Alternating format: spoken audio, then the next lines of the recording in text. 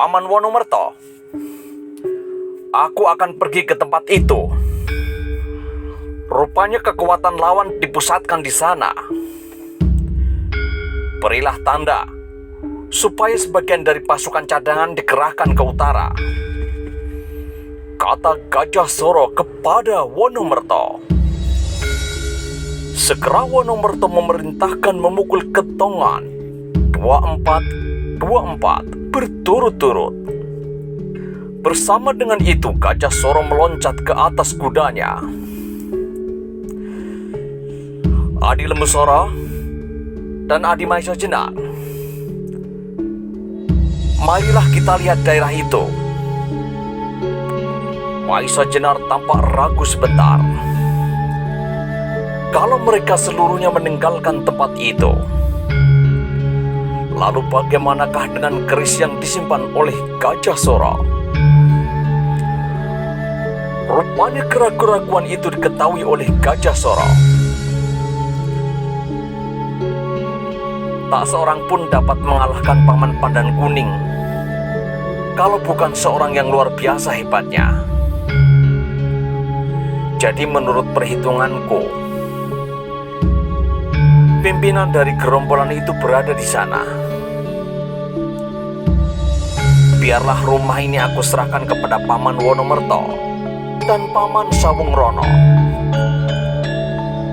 Aku percaya kepada Paman berdua dengan beberapa orang pasukannya.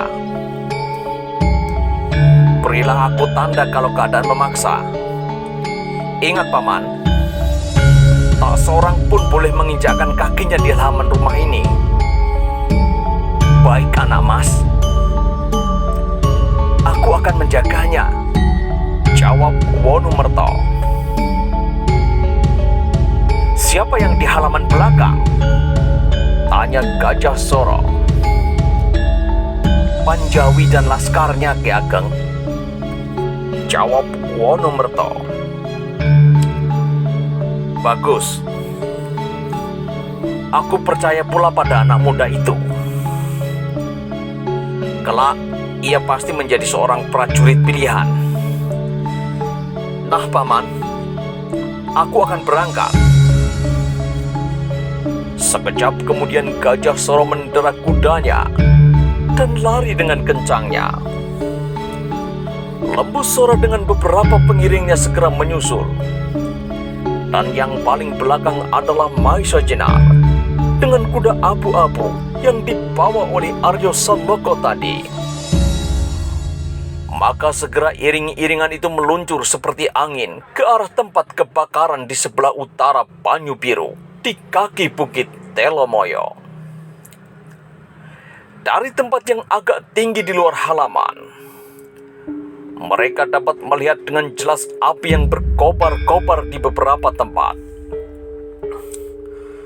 Melihat nyala api itu, hati Gajah Soro menjadi semakin panas. Ia memacu kudanya lebih laju lagi. Kuda yang telah berlari sekuat tenaga itu, menurut perasaan Gajah Soro, seperti ular yang merambat di dedaunan, lambat sekali. Tetapi akhirnya dengan menahan kekesalan hati, mereka sampai juga di tempat pertempuran.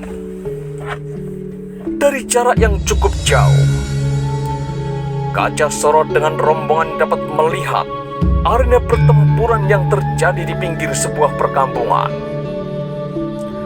Rupanya pertempuran itu telah berlangsung dengan serunya. Di kedua belah pihak telah jatuh beberapa orang korban. Ternyata pasukan-pasukan cadangan Banyu Biru yang dipimpin oleh Ki Pantaran telah tiba di tempat itu dan telah pula melibatkan diri dalam pertempuran. Dalam pengamatan yang sebentar itu Gajah Soro melihat betapa kuatnya pihak lawan. Dilihat dari bekas-bekasnya, ternyata bahwa arena pertempuran itu telah bergeser agak jauh mendekati perkampungan. Bahkan beberapa orang dari mereka telah membakar rumah-rumah penduduk yang tak bersalah. Kemarahan hati Gajah Soro semakin menggelora. Karena itu setelah ia menemukan pertimbangan mengenai keseluruhan pertempuran itu, segera ia memberikan perintah. Lembu Soro, bawalah anak buahmu ke sebelah kiri. Lingkari arena ini. Dan kau harus dapat menguasai jalan kecil di ujung sawah itu. Kalau aku berhasil mendesak mereka, usahakan jangan dibiarkan mereka lolos. Aku ingin tahu siapa mereka. Bawalah beberapa orang bersamamu. Baik, Kakang, jawab Lembu Soro.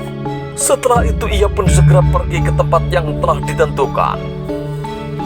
Ia melingkar menyusup perkampungan untuk kemudian muncul kembali menuju ke jalan kecil di ujung sawah. Dalam gemermangan cahaya api yang menjilat ke udara, arena pertempuran itu seolah-olah sengaja dijadikan daerah yang diterangi oleh ribuan obor di sekitarnya. Sepeninggal Lembu Soro, Gajah Soro dan Maisa Jenar berdiri mengawasi medan pertempuran. Maisa Jenar adalah bekas prajurit pengawal raja. Karena itu ia mempunyai pandangan yang cukup terlatih mengenai keadaan medan. Maka segera ia melihat kelemahan Laskar Banyu Biru. Kakang, menurut pengamatanku, letak kesalahan Laskar Banyu Biru adalah beberapa orang yang cukup terlatih berkumpul di dalam satu titik, sehingga di bagian-bagian lain banyak terdapat kelemahan, kata Maisa Jenar. Gajah Soro mengangguk-anggukkan kepalanya. Kau benar, Adi Maisa Jenar. Aku melihat pula kelemahan itu. Tetapi pastilah mereka menghadapi keadaan darurat. Bahkan Bantaran pun telah terlibat dalam perkelahian di titik itu, jawab Ki Ageng Gajah Soro. Siapakah yang bersenjatakan pedang panjang serta melompat-lompat dengan lincahnya itu, Kakang?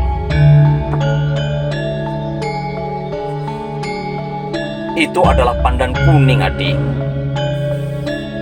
Yang bersenjata tombak itu adalah Bantaran. Lainnya adalah orang-orang pilihan Laskar Banyu Biru. Kakang, rupanya mereka hanya melawan satu orang saja. Tiba-tiba Maisa Jenar berkata agak terkejut. Gajah Soro mempertajam pandangannya. Nyala api yang berkobar-kobar di sekitar daerah pertempuran itu membuat ratusan bayangan dari orang-orang yang bertempur itu beraneka ragam. Ada yang panjang, ada yang besar seperti raksasa yang meloncat-loncat menerkam mangsanya. Karena itu keadaan medan menjadi agak gabur. Aku kira tidak hanya seorang, Adi, tetapi dua orang, jawab Gajah Soro. Iya, dua orang. Dan aku pernah mengenal kedua orang itu, sambung Maisa Jenar hampir berteriak. Hampir saja Maisa Jenar meloncat menyerbu. Tetapi tiba-tiba dilihatnya Lembu Soro telah mendahulunya dari arah belakang. Lembu Soro menyambar dari atas kudanya seperti seekor elang yang sedang marah. Gerakannya tangkas dan tangguh. Rupanya ia adalah seorang ahli yang bertempur di atas kuda. Pandan Kuning, Pantaran, dan lebih dari 7 orang bertempur bersama-sama melawan 2 orang. Tetapi 2 orang itu ternyata tangguh sekali, sehingga sampai sekian lama kedua orang itu masih tampak segar dan lincah. Sekarang mereka mendapat bantuan Lembu Soro. Ternyata Lembu Soro juga tidak mengecewakan. Ia bersenjatakan sebuah pedang yang panjang dan besar. Pedang itu di tangannya yang kokoh kuat, hanya seperti sebatang lidi yang diputar-putar dan berkilauan kena cahaya api. Dari jarak yang agak jauh itu, terdengar tidak jelas Lembu Soro memberikan apa-apa. Dan sebentar kemudian keadaan segera berubah dengan cepatnya. Pandan Kuning dengan kawan-kawannya segera memotong batas kedua lawannya. Sedang Lembu Soro dengan garangnya menyerang yang seorang dari mereka. Maka segera terjadi 2 lingkaran pertempuran. Lembu Soro melawan seorang, sedang seorang lagi harus melayani Pandan Kuning dan kawan-kawannya.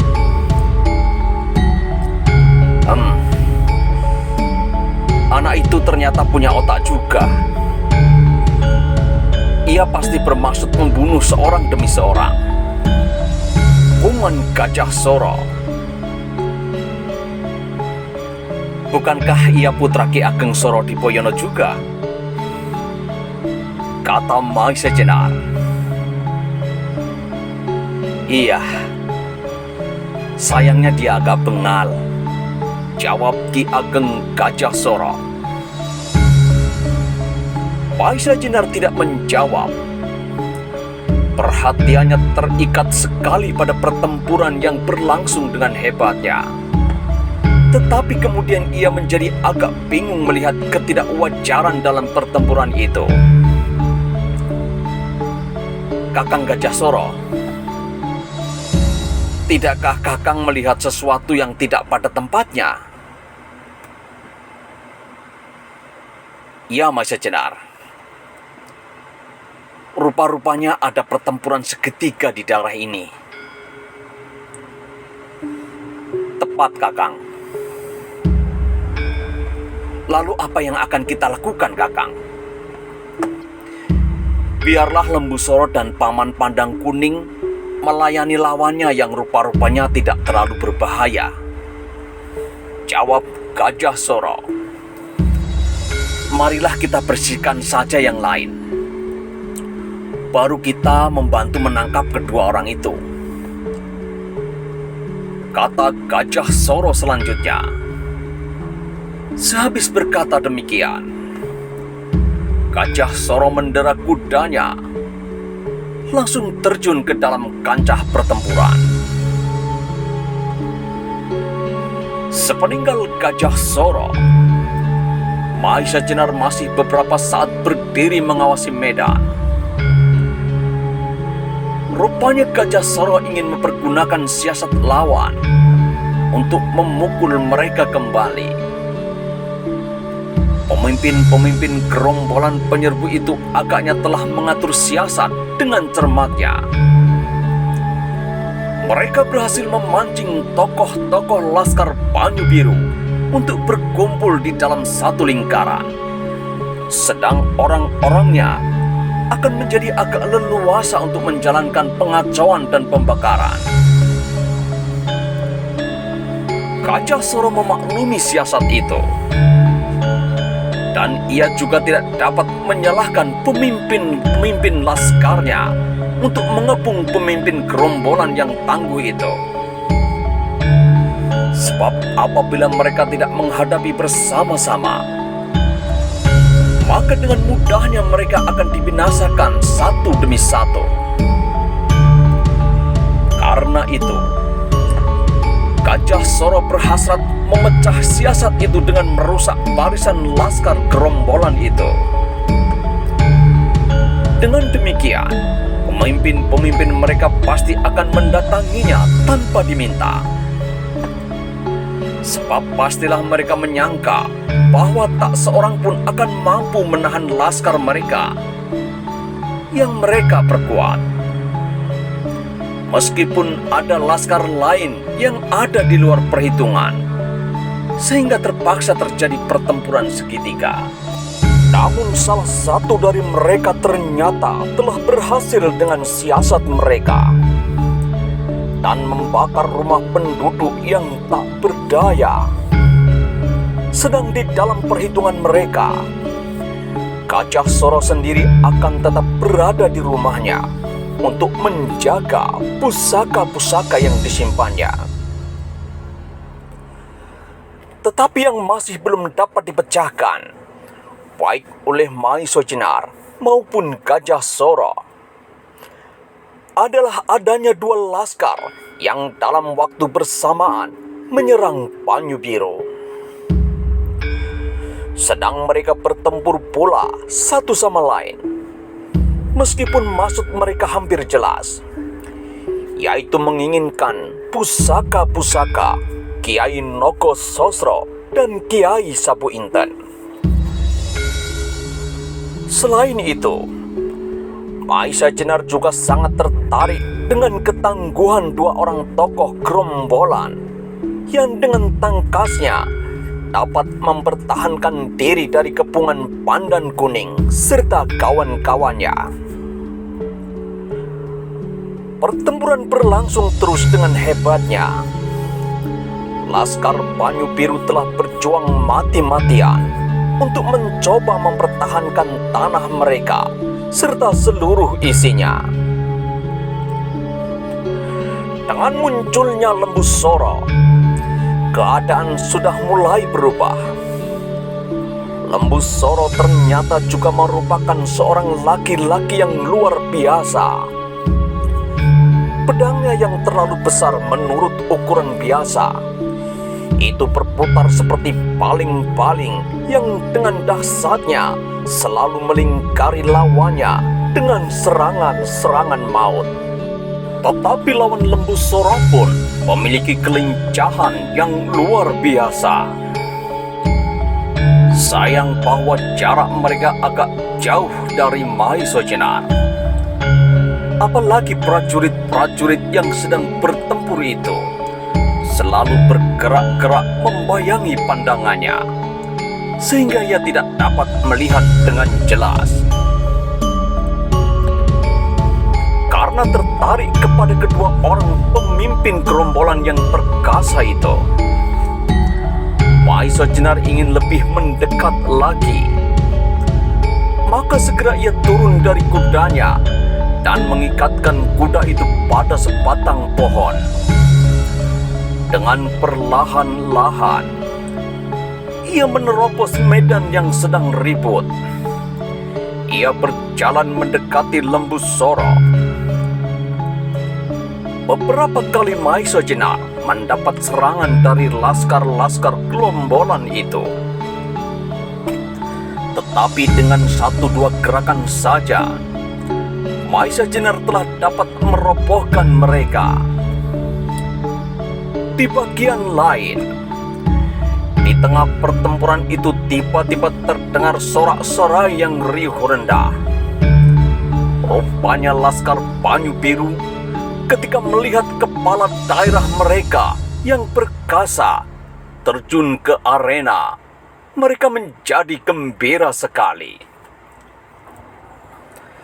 Tiba-tiba seolah-olah tubuh mereka masing-masing mendapat tambahan kekuatan yang hebat. Karena itu mereka bersorak-sorak gemuruh. Dan bersamaan dengan itu gerak mereka menjadi lebih dahsyat. Sorak-sorai itu segera disambut oleh hampir seluruh laskar Banyu Biru yang berada di arena itu. Dengan kehadiran Lembu Soro, Gajah Soro, dan Maisa Jenar, segera keadaan medan menjadi berubah. Laskar dari kedua gerombolan yang semula bertempur satu sama lain memusatkan kekuatan mereka untuk menggempur laskar Banyu Biru. Meskipun demikian, laskar Banyu Biru kini kekuatannya sudah jauh bertambah. Sejalan dengan itu, lawan pandang kuning yang semula bertempur berpasangan dan kemudian harus melawan seorang diri, merasakan juga tekanan yang semakin berat. Karena itu ia bertempur semakin seru serta mengerahkan seluruh tenaganya. Apalagi ketika didengarnya laskar Banyu Biru bersorak-sorak. Tiba-tiba dari arah lain terdengarlah sebuah suitan nyaring, disusul dengan bunyi suitan pula dari orang yang sedang bertempur melawan pandang kuning. Rupanya suitan-suitan itu merupakan tanda-tanda dan perintah. Segera tampaklah beberapa laskar gerombolan berlontaran menyerbu pandang kuning dan kawan-kawannya. Mereka mencoba untuk mengganti kedudukan pemimpinnya yang dengan satu gerakan dahsyat memecahkan kepungan pandan kuning dan kawan-kawannya. Ia melepaskan diri dari pertempuran itu untuk dapat langsung menghadapi Gajah Soro. Maka ketika orang itu telah berdiri di luar lingkaran, Maisa Jenar segera dapat melihatnya dengan jelas. Dan pada saat itu pula rasanya jantung Maisa Jenar menggelegak hebat. Orang yang memimpin gerombolan itu dan yang telah bertempur dengan gagahnya adalah seorang yang bertubuh kekar, berkumis setebal ibu jari, dan di kedua belah tangannya tergenggam 12 pisau belati panjang. Rupanya dia adalah Lowo Ijo. Geram Maisa Jenar di antara suara gemeretak giginya yang beradu dengan kerasnya. Maka dengan gerak tanpa sadar, Maisa Jenar meloncat lebih dekat lagi untuk mengenali pasangan Lowo Ijo yang sedang bertempur melawan Lembu Soro dengan kekuatan yang seimbang. Orang itu pasti memiliki kekuatan setidak-tidaknya sama dengan Lowo Ijo. Ketika Maisa Jenar sudah menjadi semakin dekat dan dapat melihat lawan Lembu Soro, ia menjadi bertambah terkejut. Orang itu adalah seorang laki-laki tampan dengan sebuah tongkat hitam di tangan kiri yang dipergunakan sebagai perisai, sedang di tangan kanannya tampak sebilah pedang tipis yang lentur. Sebuah permainan yang gila-gilaan, desis Maisa Jenar. Tubuhnya menjadi gemetar menahan deru darahnya yang menggelora seperti gemuruhnya air bah. Dengan tak disangka-sangka, tiba-tiba ia bertemu dengan orang-orang yang menjadi musuh utamanya, terutama Lowo Ijo, yang sampai 2 kali berhasil melepaskan diri dari Maisa Jenar. Meskipun demikian, di dalam hati Maisa Jenar memuji kekuatan daya tahan tubuh Lowo Ijo yang besar sekali. Beberapa saat yang lalu, ia berhasil menghantam Lowo Ijo dengan senjata andalannya, yaitu Sosro Birowo. Tetapi sekarang, ia melihat Lowo Ijo telah segar bugar kembali. Bagaimanapun hebatnya daya pengobatan Pasing Singan, namun kalau di dalam tubuh Lowo Ijo itu sendiri belum dialasi oleh kekuatan yang hebat, pastilah ia memerlukan waktu berbulan-bulan untuk dapat sembuh kembali. Sekarang, kedua orang itu, Lowo Ijo dan Joko Soko, yang sebenarnya merupakan saingan yang hebat sekali, untuk sementara dapat bekerja bersama-sama untuk dapat merampas Kiai Nogososro dan Sabu Intan. Karena itu, tidak ada suatu hasrat pun yang bergolak di dalam dada Maisa Jenar pada saat itu, kecuali membinasakan Lowo Ijo dan sekaligus kalau mungkin Joko Soko. Sebab orang-orang yang berciri watak demikian merupakan duri yang selamanya selalu akan menyakiti tubuh masyarakat. Pada saat itu, Joko Soko sedang bertempur mati-matian melawan Lembu Soro. Kekuatan keduanya benar-benar seimbang. Lembu Soro kini sudah turun dari kudanya untuk melawan Joko Soko yang bertempur seolah-olah melilit dan melingkar-lingkar seperti ular. Tetapi dalam pertempuran itu, Joko Soko benar-benar tak mampu mendekati lawannya yang dapat mengurung dirinya dalam lingkaran sambaran pedang yang besar itu.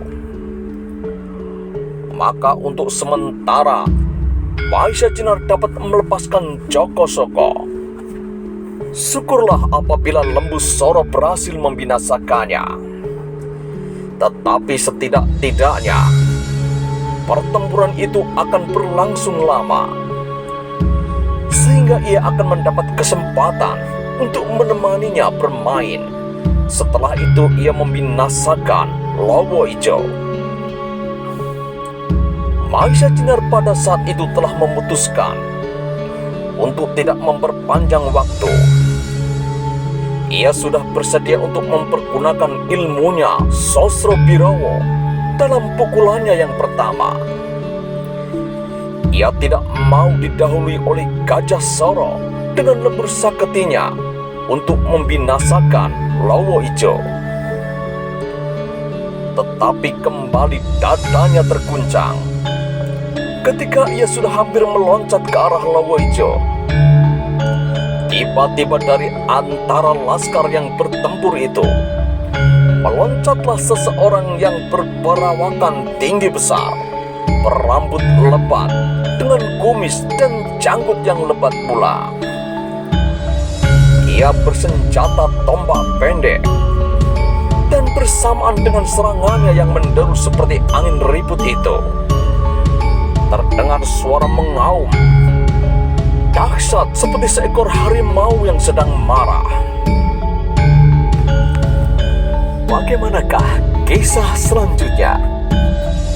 Temukan jawabannya di episode selanjutnya. Jangan lupa untuk like, komen, dan subscribe. Sampai jumpa di episode selanjutnya.